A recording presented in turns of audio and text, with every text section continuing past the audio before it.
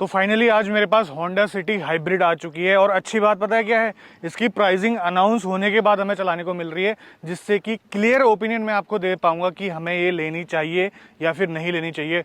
अगर petrol Honda city से इसका कंपेयर करा जाए तो एक्स शोरूम कीमत में 4,30,000 का अंतर है और ऑन रोड कीमत में 4,80,000 रुपए का अंतर है। तो मोटे मोटे तौर पर देखा जाए तो 5 लाख रुपए का डिफरेंस है। 5 लाख आप ज्यादा दे रहे हैं, क्या वो जस्टिफाइड है? और पेट्रोल होंडा सिटी से कितनी अलग चलती है और साथ के साथ किन लोगों को लेनी चाहिए ये गाड़ी, इस वीडियो में हम बात करेंगे। जो पेट्रोल होंडा सिटी है उसकी क्लेम्ड फ्यूल एफिशिएंसी है 18.4 किलोमीटर पर लीटर और ये जो हाइब्रिड है इसकी क्लेम्ड फ्यूल एफिशिएंसी है 26.5 किलोमीटर पर लीटर। लगभग 30% का आपको इजाफा मिल रहा है। तो शुरुआत करने से पहले मैं आपको बताना चाहता हूं कि ये एवरेज रियल वर्ल्ड में काफी अच्छा निकाल कर देती है। मैं आश्चर्यचकित रह गया इसके एवरेज को देखकर। कल मैं नोएडा से गुड़गांव इसको लेकर आया पीक आवर्स में और बम्पर टू बम्पर ट्रैफिक में भी जब मैंने इसके एमआईडी को देखा 50-60 किलोमीटर चलाने के बाद, तो इंप्रेसिव 21 किलोमीटर पर लीटर के आसपास ये एमआईडी में शो कर रही थी फ्यूल एफिशिएंसी, जहां पर नॉर्मल पेट्रोल इंजन कार होती तो मुश्किल से 10 से 12 किलोमीटर पर लीटर का जो है एवरेज शो करती। तो ये अच्छी बात तो है इस गाड़ी में। लोग अपनी नॉर्मल पेट्रोल गाड़ी में ज्यादा से ज्यादा माइलेज निकालने की कोशिश करते हैं, मैं इसमें माइलेज घटाने की कोशिश कर रहा था, लेकिन फिर भी मैं सक्सेस नहीं हो पाया। और रात के समय में इसकी हेडलाइट का थ्रो भी काफी अच्छा है, चाहे आपकी लो बीम हो या फिर हाई बीम हो, काफी अच्छी लाइटें हैं इसकी। देखिए होंडा सिटी जिस चीज के लिए जानी जाती है, जैसे कि उसकी रिलायबिलिटी, उसका कंफर्ट और उसकी राइड क्वालिटी, वो सब चीज इसमें मिलता है, इसमें कोई भी दो राय नहीं है।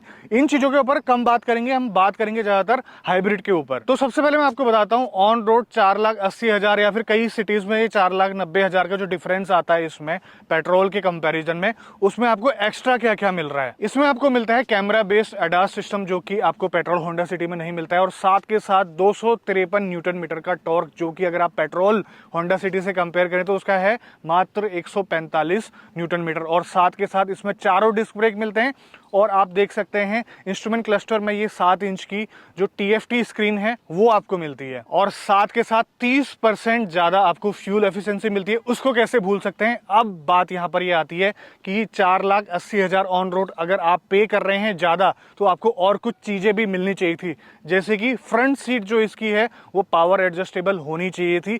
और 22 लाख ऑन रोड आप इस गाड़ी का पे कर रहे हैं तो आपको रियर कैमरा काफी अच्छी क्वालिटी का मिलना चाहिए थे, जिससे मैं काफी निराश हूं। बहुत ही बेकार क्वालिटी का कैमरा आपको मिलेगा और इसमें जो एडेप्टिव गाइडलाइन है वो भी नहीं है। और इस प्राइस रेंज में म्यूजिक सिस्टम की क्वालिटी थोड़ी सी और बेहतर होनी चाहिए थी।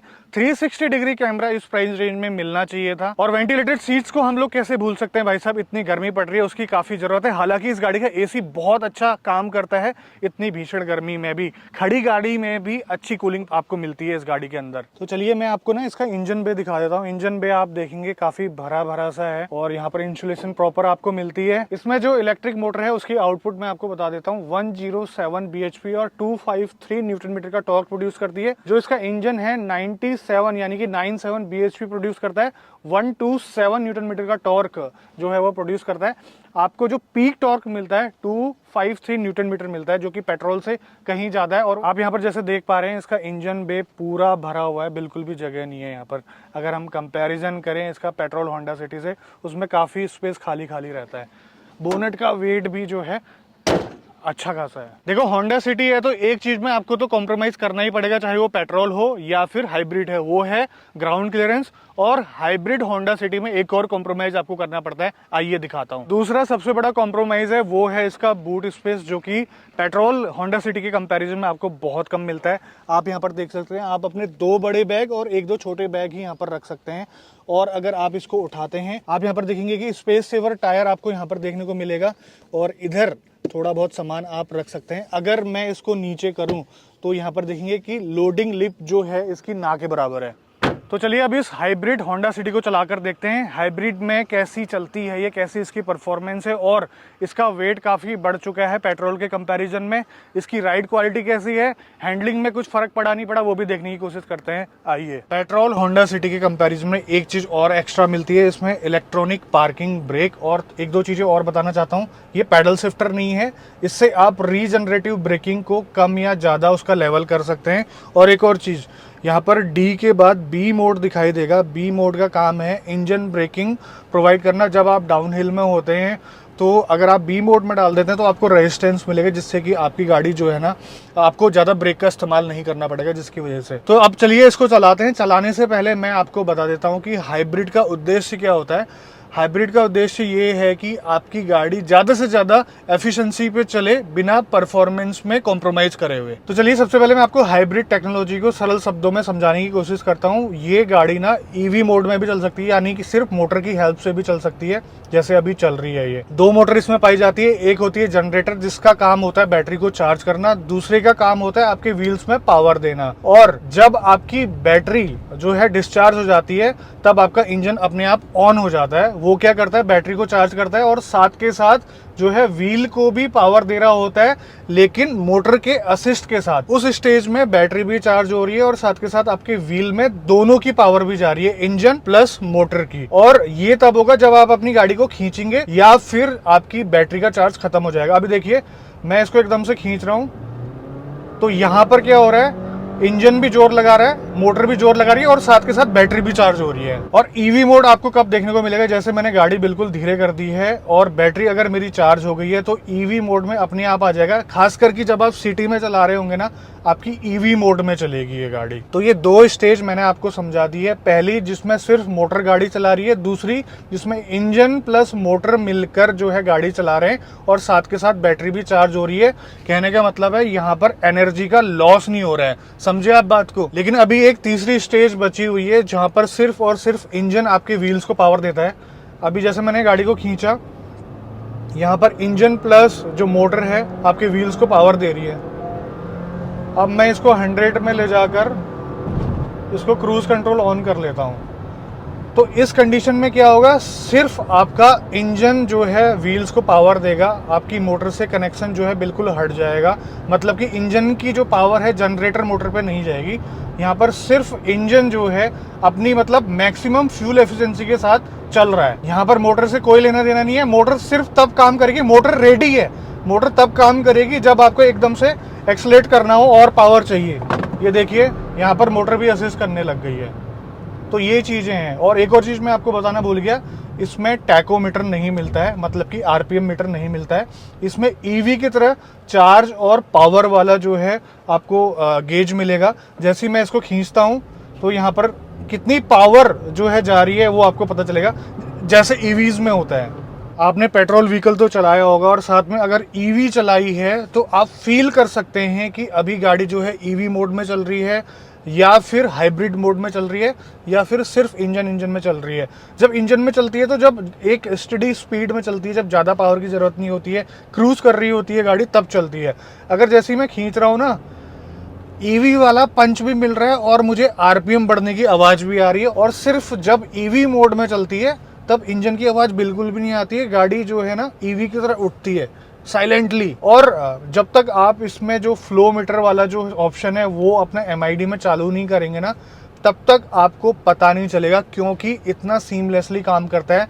ना कोई लैग रहता है, ना कोई जर्क रहता है। इतना स्मार्टली ये सारा सिस्टम काम करता है, अपने आप चेंज ओवर लेते रहता है। आपको बिल्कुल पता भी नहीं चलेगा, आपको फील नहीं होगा। आपको जब पावर चाहिए पावर मिल जाएगी, वो भी अच्छी खासी फ्यूल एफिशिएंसी के साथ। इसके जो एडास के फीचर है ना, वो अच्छी तरीके से काम कर रहे हैं, उसमें कोई भी दिक्कत वाली बात नहीं है। मौसम साफ है, बारिश में भी अच्छी तरह काम करेंगे। लेकिन फॉग में थोड़ा सा डाउट है, क्योंकि कैमरे की विजिबिलिटी नहीं रहेगी। अब जब आंखों की नहीं रहती तो कैमरे की क्या रहेगी। बाकी लेन डिपार्चर वाला फीचर भी काफ़ी अच्छा काम कर रहा है, इसमें कोई भी दिक्कत वाली बात नहीं है।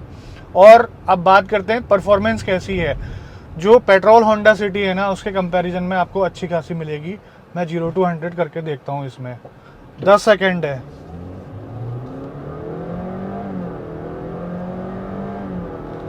इसमें ना फेक शिफ्टिंग होती है, वो भी मैं आपको समझाऊंगा कि आपको फील आए। 120 में पहुंच गई। ये पूरे एक्सेलरेशन के प्रोसेस में ना मोटर प्लस इंजन का जोर लग रहा था। और आप जैसे ही ब्रेक दबाते हैं तो ये रीजनरेशन स्टार्ट हो जाता है, या फिर आप एक्सीलेटर पेडल से पैर हटाते हैं तो रीजनरेशन स्टार्ट हो जाता है, जिससे कि आपकी बैटरी जो है चार्ज होते रहती है और यहाँ से उसका लेवल आप कम ज़्यादा कर भी सकते हैं, जो कि मैंने आपको पहले भी बताया था। इसमें एक मजे की बात यह है कि इसमें आपको मिलता है सिंगल स्पीड ट्रांसमिशन। वो क्यों? क्योंकि जरूरत ही नहीं है। जब भी गाड़ी जीरो से उठ रही है ना, अकेले इंजन की हेल्प से नहीं उठ रही है कभी भी, या तो सिर्फ मोटर की हेल्प से उठ रही है गाड़ी, या फिर इंजन प्लस मोटर की हेल्प से उठ रही है। आपको पता है कि इलेक्ट्रिक मोटर में कितना ज्यादा टॉर्क होता है, वो आसानी से गाड़ी को उठा सकती है। और गियर का काम क्या होता है? जब आपका इंजन लो आरपीएम में होता है, एक एग्जांपल के तौर पे मैं आपको बताता हूँ। अगर आपकी गाड़ी में सिर्फ इंजन है और आपको गाड़ी को जीरो से उठाना है, तो आप पहले गियर में उठाते हैं। पहला गियर क्या करता है? आपकी इंजन की पावर को 3 या 4 गुना बढ़ा देता है। एक आम तौर पे मैं आपको बता रहा हूँ एग्जाम्पल के तौर पे। तो ज्यादा पावर लो आरपीएम पे आपके पहले गियर में होती है, तो आपकी गाड़ी जीरो से उठ जाती है। तभी तो जब आप तीसरे चौथे गियर में गाड़ी उठाने की कोशिश करते हैं तब वो उठ नहीं पाती है। तो ये वजह है।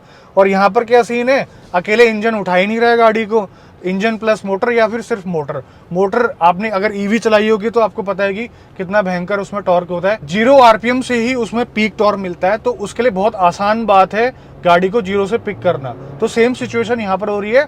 और जो फालतू के जो गियर वाला सीन है उसको रखने की जरूरत भी नहीं है। और सिंगल स्पीड ट्रांसमिशन का एक और फायदा है, ना कोई उसमें लैग है, ना कोई गियर चेंज होने का लैग, ना कोई रबर बैंड इफेक्ट जैसे सीवीटी में होता है। ये खींचता चला जाता है जैसा कि आप देख पा रहे हैं। और ना वेट बढ़ने की वजह से ना इसमें हैंडलिंग भी काफ़ी अच्छी हो गई है।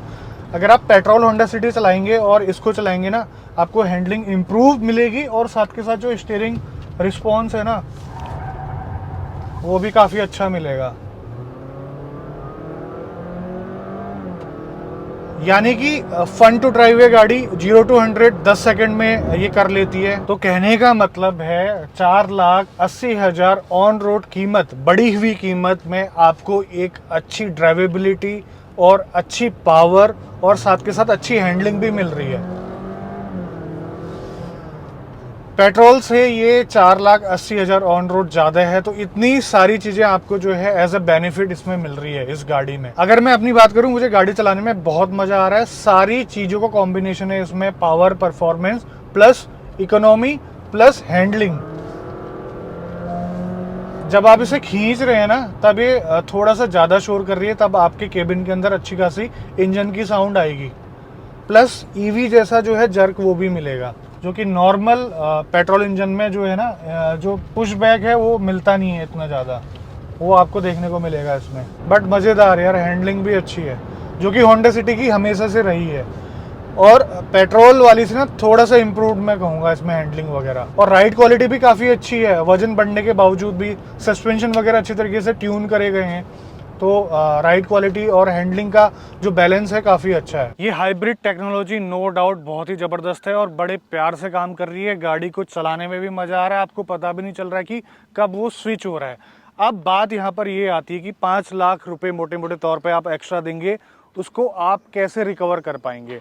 चलिए अब सारी गाड़ियों का उदाहरण लेके चलते हैं। होंडा सिटी पेट्रोल कार की बात करें, वो 8 से 10 रुपए पर किलोमीटर के हिसाब से चलती है। कोई डीजल कार ऐसी ही वो 5 रुपए पर किलोमीटर के हिसाब से चलती है। अगर सीएनजी कार की बात करें, वो 3 से 4 रुपए पर किलोमीटर के हिसाब से चलती है। तो अभी तक सबसे कम रनिंग कॉस्ट में चलती है आपकी ईवीज, जो कि 70 पैसे पर किलोमीटर से लेके 2 रुपये या फिर 2.25 रुपये पर किलोमीटर चलती है, वो भी जब आप फास्ट चार्जर में चार्ज करते हैं तो। और हाइब्रिड अगर हम इसका कैलकुलेशन करें, जिस हिसाब से मुझे ये एवरेज दे रही है 20 किलोमीटर पर लीटर के आसपास ओवरऑल, तो इसका जो रनिंग कॉस्ट आ रहा है 4 रुपये 80 पैसे के आसपास आ रहा है, जो कि डीजल के काफी क्लोज है। तो डीजल के आसपास इसका रनिंग कॉस्ट आ रहा है, तो फिर हाइब्रिड में जाने का मतलब क्या होता है?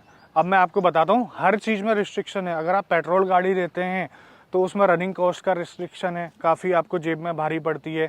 अगर आप सीएनजी में जाते हैं, सीएनजी वाकई में आपको काफ़ी अच्छी पड़ती है, काफ़ी सस्ती पड़ती है, लेकिन उसमें बार बार सीएनजी स्टेशंस को ढूंढना, वहाँ पर रुकना, उस चीज़ की दिक्कत है। इलेक्ट्रिक व्हीकल जो कि सबसे सस्ते रनिंग कॉस्ट के रूप में जाने जाते हैं, तो वहाँ पर चार्जिंग टाइम सबसे बड़ा जो है रिस्ट्रिक्शन है उसको लेने के लिए। और साथ के साथ जो इंफ्रास्ट्रक्चर है अभी उतना डेवलप नहीं हुआ है, मतलब रेंज एंजाइटी उसमें रहेगी। और डीजल के साथ क्या है, डीजल में देखो यार, आपको टैक्स ज़्यादा देना पड़ता है पेट्रोल के कंपैरिजन में, प्लस उसमें एनसीआर जैसे इलाकों में 10 साल की रिस्ट्रिक्शन है उसमें, और साथ के साथ उसमें जो है सर्विस कॉस्ट थोड़ा सा ज़्यादा रहता है पेट्रोल के कंपैरिजन में। अब अगर इसकी बात करें तो इसकी जो बैटरी है उसमें आपको वारंटी मिलती है 8 साल की, 1,60,000 किलोमीटर की।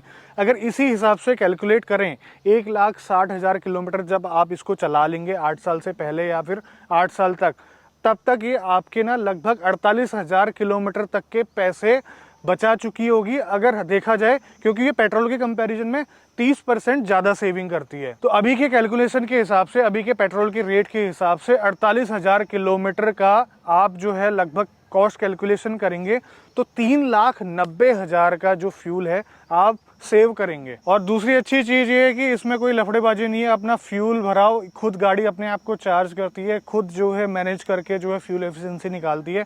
आपका टाइम बच रहा है, time is equal to money. देखो 8 साल तो टेंशन फ्री आप इसको चला सकते हैं, क्योंकि 8 साल की वारंटी वगैरह मिलती है इस गाड़ी में, तो आप 10-12 साल इसको चला ही सकते हैं। और जितना ज़्यादा आप इस गाड़ी को चलाएंगे ना, उतनी जल्दी आपकी जो है कॉस्ट रिकवर होगी। ये गाड़ी उन लोगों की गैराज में फिट बैठेगी जो लगभग 2500 किलोमीटर से लेकर 3000 किलोमीटर की रनिंग करते हैं, जिन्हें 15 साल गाड़ी रखनी है, बीच में बेचने का कोई प्लान नहीं है, क्योंकि कॉस्ट रिकवर भी तो करनी है। दूसरा, इलेक्ट्रिक गाड़ियों की रेंज एंजाइटी और चार्जिंग टाइम से छुटकारा पाना चाहते हैं, और जो परफॉर्मेंस के साथ साथ लो रनिंग कॉस्ट चाहते हैं और साथ के साथ कार्बन फुटप्रिंट कम करने में अपना सहयोग देना चाहते हैं, उन लोगों के लिए गाड़ी बनी हुई है। एक और चीज मैं बोलना चाहूंगा, अभी जो गवर्नमेंट है डीजल व्हीकल में जो है बहुत ज्यादा टैक्स ले रही है, और साथ के साथ जो ईवी व्हीकल है उसमें बहुत कम टैक्स ले रही है। तो हाइब्रिड व्हीकल में भी एप्रिसिएशन के तौर पे टैक्स में बेनिफिट मिलना चाहिए जो इस गाड़ी को लेना चाहता है, तभी इस टेक्नोलॉजी को जो है ना बढ़ावा मिलेगा इंडिया के अंदर, तभी लोग जो है ना इसको अडॉप्ट कर पाएंगे बेझिझक। तो ये रही मेरी ऑब्जर्वेशन होंडा सिटी के ऊपर। उम्मीद करता हूँ आपको ये वीडियो पसंद आई होगी, आपके सारे डाउट क्लियर हुए होंगे, जैसे कैसे इसकी रिकवरी हो पाएगी और किन लोगों ने इसको लेना चाहिए। तो आज की वीडियो में बस इतना ही, मिलते हैं बहुत जल्द आपसे एक नई वीडियो में, तब तक के लिए बाय बाय, ख्याल रखिए अपना, भारत माता की जय।